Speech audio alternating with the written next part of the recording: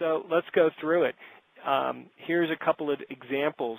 So in one scenario, the need might be to record the call and reduce any kind of talkover there might be, or people talking over one another.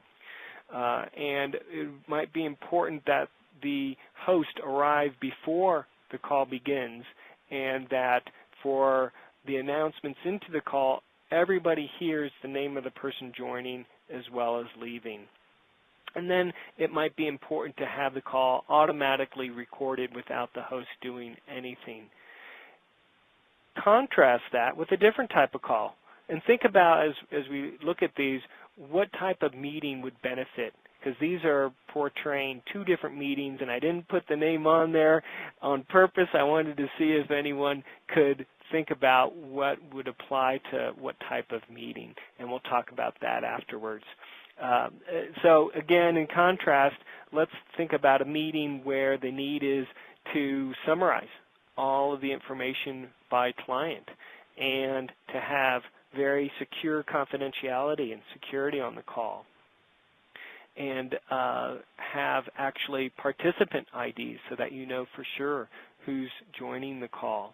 Maybe you also need to have accounting information and a code assigned to the call, and it might be nice to hear everyone's name as they join, but you do anticipate people leaving before the end of the call, and you do not want that interruption. You don't want the system to announce people as they leave. So two different types of calls, and the tool really should be set up quite differently in these two different scenarios.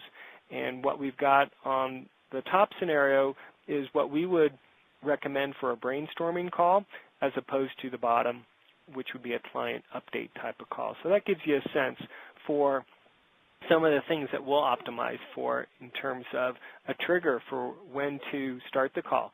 Should we wait for the host or not? How can we streamline the different prompts so that the call is not only less intrusive and you don't have the interruptions, but the call flow can be faster, because again, every time there's a prompt played or an announcement played, that's going to waste potentially 10 to 30 seconds of every single person's time, and that does add up.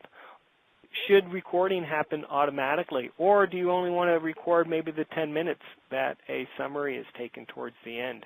And what other additional functions can be turned on?